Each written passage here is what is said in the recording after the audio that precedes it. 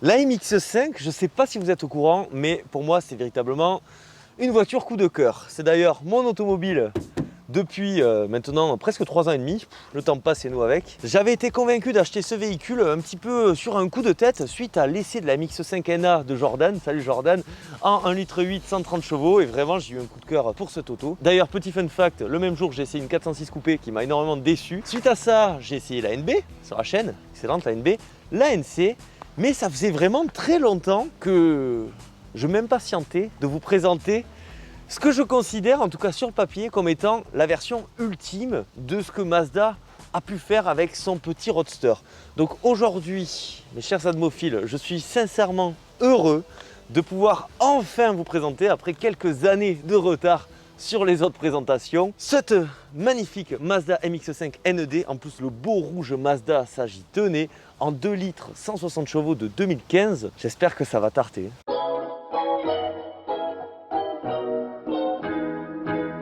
Cette auto, celle-ci là, c'est une légende. Elle est sortie en 1989. On va pas vous faire le contexte hyper précis parce que j'en ai déjà parlé quand même pas mal de fois. Mais ce qu'il faut savoir, c'est que cette voiture a véritablement créé un raz-de-marée lorsqu'elle est sortie. C'est bien simple, à cette époque-là, les roadsters n'existaient pratiquement plus. Il y avait Alfa encore qui était là avec une voiture vraiment vieillissante. Et Mazda, ils ont pris tout le monde à contre-pied parce que la mode était aux petites GTI, 205 GTI, Golf GTI, vous connaissez. Et eux, ils se sont dit, on va arrêter de faire ces petites voitures finalement assez banales niveau look et même niveau sensation, j'ai envie de vous dire aujourd'hui, parce que la 205 GTI, vraiment, c'est pas si ouf que ça. Et on va vous proposer quelque chose de plus sympa, à savoir une auto un peu vintage dans le design, propulsion, répartition des masses 50-50, un petit levier, bref, une auto hyper fun. Résultat, cette voiture sera un immense carton commercial. Et en plus de ça, en 89, il faut dire que Mazda, c'était pas hyper connu niveau mondial. Cette voiture, elle a vraiment réussi à installer Mazda sur la scène internationale. Arrivera quelques années après un gros restylage, la NB. Ce qui était bien avec la NB, c'est notamment la version 1,8 litre 146 chevaux qui permettait à cette voiture vraiment d'être encore plus performante. En plus, ce qui était pas mal, c'est qu'elle était un petit peu plus sécurisée. En gros, c'est une NA en mieux. Le charme en moins, c'est la MX-5 la moins aimée des fans, à égalité avec sa remplaçante, la NC. La NC, c'est vrai que celle-ci aussi, elle est plus clivante. C'est-à-dire que les gens, soit c'est leur préféré, soit c'est celle qu'ils détestent le plus. Elle va grandir un petit peu, elle va s'alourdir malheureusement un petit peu. Ouais, ça reste quand même vraiment comparé à ce qui se fait sur le marché très acceptable. C'est un châssis raccourci de Mazda RX-8, ça c'est marrant. Et surtout, la principale nouveauté de ce véhicule, ça va être la version NC RC, avec le toit dur, rigide, escamotable, un petit peu dans la mouvance des années 2000, la mode DCC. Ils auront sorti donc ce véhicule, et moi, je sais que les puristes n'en sont pas hyper fans, moi je l'adore parce que je trouve que c'est un véritable coup de maître d'avoir réussi à garder l'esthétique très réussie de la MX-5 avec un toit rigide escamotable, parce que quasiment tout le temps c'était assez moche. Et enfin, la ND, on y arrive. Arrivé en 2015, ce véhicule est toujours présent aujourd'hui. Il vient d'ailleurs d'avoir un petit restylage vraiment minuscule. Et donc cette ND, elle revient un petit peu aux fondamentaux. C'est-à-dire que niveau poids, c'est une des plus légères, hein. La version 131 chevaux fait 975 kg. Celle-ci fait 955 kg.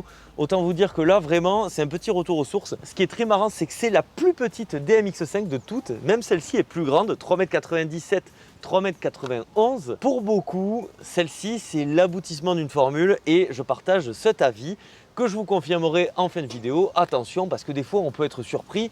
Coucou l'essai de l'Alfa Romeo GT 3,2 litres V6 Busso qui m'avait finalement un petit peu déçu. La principale nouveauté de la génération ND, c'est pas cette version cabriolet classique, mais c'est qu'il y a eu aussi une version notée ND RF qui sera une sorte de petit coupé Targa Roadster, voilà, on ne sait pas trop comment le qualifier, qui permettra à la MX-5 d'être un petit peu plus polyvalente. Si par exemple vous la garez dehors, c'est vrai que les capotes, ça s'abîme plus qu'un toit dur et puis ça peut prendre des coups de couteau, etc. Les centres-villes, des fois, c'est rempli de surprises, quoi. On va parler du design de cette Mazda MX-5 ND. Autant vous voyez, la partie arrière, que ce soit sur la NA, la ND ou la NC, on a à peu près la même chose. À savoir, vous savez, ces feux là, toujours un petit peu réinterprétés, ils sont un petit peu plus jolis dans la NC, mais on a cette idée. Ici, c'est peut-être Le plus gros changement niveau look, c'est vrai que cette ND, elle se démarque de ses aïeuls. On a des feux qui feraient presque penser à une certaine Jaguar. Sinon, on a un arrière hyper court, hyper compact, trop mignon. C'est la première MX-5 Kudo Design. Le Kudo Design, en gros, c'est en 1, la vitesse, en 2, la tension des lignes et en 3, l'élégance. Ça marche très bien sur ce véhicule, mais ça marche également sur tout le reste de la gamme Mazda. Je vous invite à regarder la vidéo où je dis que Mazda est une marque sous-cotée. C'est une marque exceptionnelle. Moi, vraiment, j'adore. Après, est-ce que je suis objectif? Je sais pas. Et donc l'avant, on garde toujours le même principe, à savoir un capot très long, très long. Ici, il a beaucoup plus de galbe qu'à l'époque. C'est bien parce qu'on peut comparer en direct avec les anciennes générations. Les feux aussi sont beaucoup plus agressifs. On a vraiment une auto qui est là pour montrer justement le mouvement. On dirait qu'elle est prête à bondir. Et puis ce rouge Mazda là, c'est vraiment un des symboles de ce nouveau Mazda conquérant. Et apparemment, pour le créer, ce rouge, c'est une catastrophe, tellement c'est compliqué. Le résultat visuel est magnifique. Par contre, si vous avez une petite retouche de peinture à faire, là, aïe aïe aïe. Et en plus, bon, ça c'est la tradition, hein, autant la petite jeune que la mamie, elles n'ont aucune protection. Il faut faire attention, le moindre gravillon peut faire vraiment du mal. Vous voyez, il n'y a pas de pare-choc, il n'y a rien du tout. Avant, les lignes étaient très lisses. Maintenant, on s'amuse vraiment à jouer avec les carrosseries pour nous donner le plus de lignes tranchées possible. Et je trouve que c'est bien retranscrit entre ces deux versions. Finalement, on a à peu près la même idée, mais ici, ça reste plat. Alors qu'ici, vous voyez, là, il y a vraiment de la galbe à l'italienne. On va regarder le coffre, parce que pourquoi on achète une Mazda MX-5? Bien évidemment, pour son coffre. Alors en fait, il y a une petite cachette. Alors là, je pense que tu peux presque la montrer, parce qu'elle est tellement intelligente. Donc on appuie ici, et attention, ça, Alfa Romeo, ils n'y avaient pas du tout pensé, les bougres. Et là, waouh. Alors, moi, mon coffre, il est naze. Il est vraiment naze. Mais là, il est mieux fait dans le sens où il est un peu plus carré. Il est assez profond. Par contre, c'est vrai qu'il n'y a vraiment pas trop d'espace. Après, il faut dire vraiment que la voiture, 3,91 m, je le rappelle, c'est plus petit que la plupart des citadines actuelles, hein, plus petit qu'une Sandero, qu'une 208. 130 litres, on peut mettre une valise et 2-3 affaires, mais c'est vraiment une voiture d'égoïste, entre guillemets. En daily, pour l'avoir expérimenté sur celle-ci pendant plus de 2 ans avant de craquer pour un sublime 1007, c'est vrai que le coffre, c'est peut-être ce qui est le plus gênant. Et ça ne sera pas avec la ND que vous trouverez une grande amélioration. Au contraire, 130 litres, 145 litres. L'habitacle de cette Mazda MX-5 NED, déjà ce que j'aime bien, vous voyez ces contreportes là qui sont couleur carrosserie. Il y a des petits rembourrages. On sent que c'est une voiture plus récente que celle que j'ai. Je suis désolé, dans cette vidéo, je vais faire beaucoup de parallèles avec celle-ci. Forcément, vous m'en voudrez pas, j'espère, hein. Là, déjà, les sièges. Regardez-moi ces sièges comme ils sont beaux. Des sièges Recaro en cuir et en Alcantara. Sublime. Sinon, c'est ça qui est génial avec les MX-5. Hein. Ça, c'est toute génération confondue. Je suis trop bien installé. Il faut s'y installer à bord pour comprendre, mais c'est un truc de malade. Bon, sinon, du côté des trucs un peu rigolos, là, il n'y a pas de boîte à gants. Donc c'est impec. Le frein à main est à droite comme sur les générations les plus récentes. Moi, il est ici.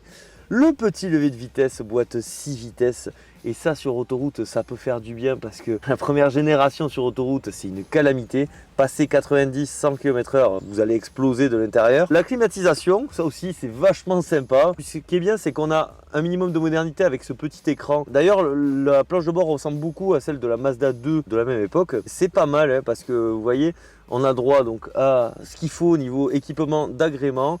Un petit peu de modernité, la sécurité est présente forcément vu que c'est une voiture récente. Le tour de force, c'est qu'ils ont réussi à contenir le poids. Après, pour alléger la voiture, donc il n'y a pas par exemple de boîte à gants. La boîte de vitesse, elle est ici. Les sièges sont chauffants, par contre ça c'est exceptionnel. Mais encore niveau radinerie, ça c'est quand même, franchement, même sur la mienne, ils n'avaient pas osé la faire. C'est incroyable. Alors là, ah ouais, même ça. Hein. Oh là là, oh là là là là, oh putain. On va refermer, hein. C'est vraiment du plastoc, alors que le reste de l'habitacle est hyper sympa. Hein. Bon, ça reste assez dur. On a le bouton pour allumer la bête. Le volant qui a l'air très très bien. Petit klaxon, toujours plaisir. Et aussi, regardez ces petits commodos là, très très mignons. Sinon, on sait qu'on est à bord d'une sportive parce que le compte-tours est en plein milieu. Et là, attention, la zone rouge, je vous dis qu'on va essayer d'aller la titiller. Vitesse maxi 240 km/h graduée, hein, en réalité. C'est 214 km/h, voilà, si vous voulez avoir l'information exacte. On a la conso moyenne, tiens, elle est ici, 7 litres 7, ce qui est pas mal pour une petite sportive quand même. Moi j'aime bien même ces petits aérateurs ronds, Ça aussi, ça a été déjà sur la première génération, c'est le genre de clin d'œil qu'on apprécie. C'est une voiture moderne, on le voit. Bon, on peut déconnecter le SP, ça c'est cool. Mais par exemple, il va y avoir un détecteur d'angle mort ici, franchissement de ligne ici. On a un minimum d'équipement technologique, même si vous savez que dans une MX-5, c'est pas ça le plus important. Alors ça non plus, c'est pas le plus important, mais on va quand même vous montrer rapidement. Sachez que à l'arrêt et à une vitesse très réduite, cet écran est tactile. Par contre après, vous voyez, il y a une molette ici, un petit peu en mode BMW iDrive. Hop, et on appuie. C'est un peu lent, conso, ok, impeccable. On va revenir en arrière. C'est possible d'avoir CarPlay, ça c'est quand même assez cool. D'ailleurs, ici, notez que vous avez deux petites prises USB. Et oui, c'est une voiture moderne, attention. Et puis sinon, bon, on s'en fiche un petit peu de toute façon. On peut téléphoner. Et ça, c'est un gimmick assez rigolo parce que lorsqu'on passe un appel, on va avoir le son qui sort directement au niveau de nos oreilles. J'adore ce genre de petite anecdote qui nous enchante tous les matins. Allez, maintenant, on va regarder le moteur. Donc, je sais déjà qu'il ne va pas y avoir de VRM. Vu le poids du véhicule, ça m'étonnerait. Et là, je sais déjà aussi que je suis toujours aussi exceptionnel. Et non, c'est bon. Wow, t'es balèze. Waouh, pas de vérin, c'est pas bien, mais vraiment pour le coup, à celle-ci, on lui pardonne parce que la légèreté, light is right. On retrouve ici un bloc 2 litres, 160 chevaux, qui nous permet d'avoir des performances assez sympas. Le 0 à 100 autour de 7 secondes. La VMAX, on en a parlé, le poids, on en a parlé. Mais surtout, moi, ce sur quoi je voudrais mettre l'accent, c'est sur la fiabilité. Parce que vous avez une auto belle, fun et fiable. Et ça, c'est un petit peu les leviers du succès de Mazda avec sa MX-5 parce que cette auto, elle coche quasiment toutes les cases. Donc ici, on a droit donc, aux 2 litres 160 chevaux, mais même la version 131 chevaux, apparemment, est hyper joueuse. Et la 184 chevaux aussi, qui est la MX-5 la plus puissante à ce jour, apparemment, c'est une petite bombinette qui te met en PLS même des Z4 de 250 chevaux. C'est un bijou cette voiture, hein. Il n'y a rien d'autre à dire. Hein. Donc ça, hop. Par contre, et là on va le laisser doucement, hop, impec. On a démarré la voiture. Attention, le bruit, attention. Mais maintenant on va voir un petit peu ce que ça vaut sur la route. Hein. Bon, ce qui est bien, c'est que moi j'adore la MX-5, hein, donc je suis pas hyper surpris. Normalement, on va voir. Hein. Bon, ben déjà, ce qu'on adore avec cette voiture, la position de conduite exceptionnelle. Je crois que c'est la meilleure position de conduite que j'ai de toutes les MX-5, sachant qu'à chaque fois c'est une masterclass. On a le pommeau de vitesse qui passe trop bien. Et ce qui est bien, c'est que ces galbes là, vous voyez sur le côté, ça nous permet de savoir où placer la voiture. Ça freine bien forcément. Oh là là, mais qu'est-ce qu'on est bien. Qu'est-ce que c'est précis. Allez. On y va. Hop. Le bruit d'origine est vraiment très sympa, dis donc. Pas mal du tout. On va peut-être remonter un petit peu. Ah, les vitres sont pas impulsion. Ok, dommage. Là on est en 4. Vous voyez, ce qui est sympa aussi, c'est que comme il y a une boîte 6, moi je pense aussi au long trajet. Bon, dans tous les cas, la MX-5 elle n'est pas faite pour ça, mais au moins on peut dire que c'est plus acceptable que sur les générations d'avant, parce que c'est vrai que c'est quand même très compliqué souvent. Pour moi, c'est vraiment le défaut principal de la MX-5 NA. Voilà, vous voyez, hein. C'est pas de bol quand même, hein, parce qu'on a eu beau pendant 4 mois, on a eu la canicule, et puis le jour où j'essaie un cabriolet, il pleut. C'est la vie, hein. On va voir un petit peu ça.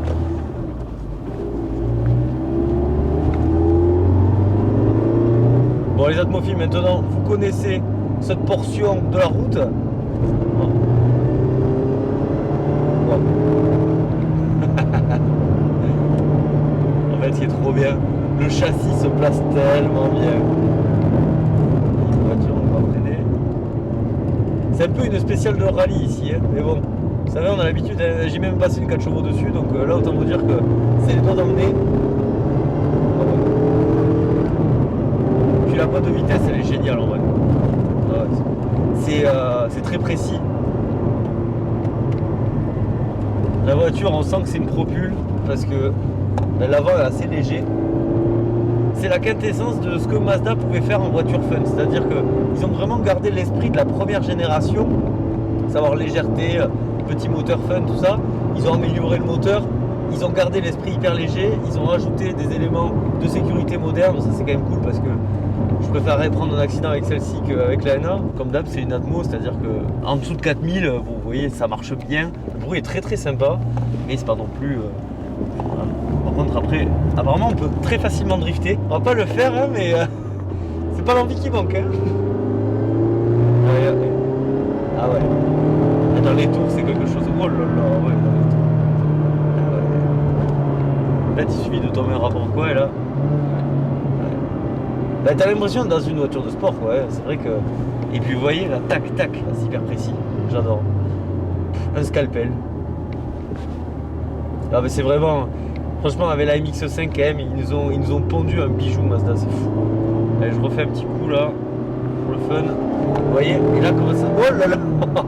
C'est un petit peu joueur en plus, on le sent. Hein. Là, je suis à peine un petit peu parti du cul. Après, ça reste toujours maîtrisable, c'est ça qui est bien. Voilà, je me permets de faire ça aussi parce que comme j'ai la NA, on est un peu en terrain connu, c'est ça qui est cool. Allez, le petit rond-point.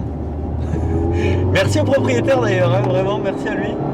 Parce que là, on part presque. On part presque, dis donc. On va pas le faire, hein, mais. En fait, comme il y a plus de puissance aussi que sur la mienne, par exemple, c'est quelque chose, hein.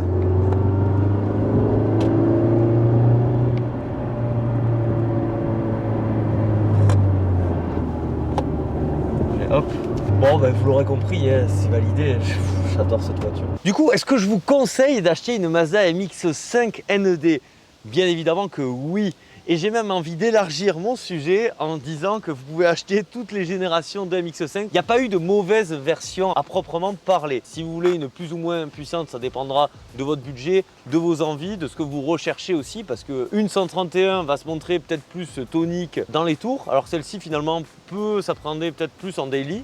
Paradoxalement. Ce qui est bien avec la MX-5 ND, c'est qu'autour de 15-20 000 euros, ça commence à se trouver. Plus en 131 chevaux, mais même des 160, ça peut arriver que ça se trouve. Si on vous mettez même un petit peu plus d'argent. Et je trouve que le rapport qualité-prix, prestation, fiabilité, plaisir de conduite est absolument imbattable avec ce genre de voiture, que ce soit celle-ci ou celle-ci. Bon, celle-ci, le problème, c'est qu'elle commence à être un petit peu surcotée. Malheureusement, c'est vrai qu'une belle version maintenant, c'est plutôt autour de 15 000. Et c'est peut-être un peu cher. Pour un prix équivalent, peut-être que moi je prendrais plus celle-ci paradoxalement. Après, c'est vraiment deux philosophies complètement différentes. Ici, vous avez une voiture vintage avec les phares pop-up. C'est la première aussi. Celle-ci, il y a moins ce côté nostalgique. Par contre, quelle efficacité. Elle est redoutable cette MX-5 ND. Je pense franchement que c'est la plus réussie des MX-5. La MX-5, c'est le roadster le plus vendu de tous les temps. Alors j'ai ces jambes comme ça, petit clin d'œil à toi JCVD. Et on sait pourquoi c'est le roadster le plus vendu de tous les temps, parce que la MX-5, c'est avant tout une philosophie. Le fait d'avoir un véhicule léger, performant, mais sans avoir des performances stratosphériques, de toute façon on ne peut pas les exploiter sur la route. Donc ici c'est le juste milieu entre raison et passion. Mazda, vous êtes des orfèvres, j'adore cette marque. D'ailleurs, Mazda France, si jamais, hein, parce qu'avec tout le bien que je dis de vous, et vous savez que je peux défoncer des marques, j'espère avant toute chose que la MX-5 NE sera bien. J'espère vraiment que Mazda va réussir à garder la recette qui a aussi bien marché sur celle-ci que sur celle-ci, sur une toute nouvelle génération. Wait and see, en tout cas, moi je crois en vous Mazda. Et c'est ainsi que se termine cette vidéo. J'espère qu'elle vous a plu. Si c'est le cas, vous pensez au like, à l'abonnement, c'est hyper important. N'hésitez pas à me dire quelle est votre génération de Mazda favorite. Dites-moi tout ça dans l'espace de commentaires. Malgré tout, le plus important, c'est pas ça. C'est quoi le plus important? C'est de prendre soin de soi. Prenez soin de vous. C'était Atmo. Je vous dis à la prochaine. Bisous, ciao.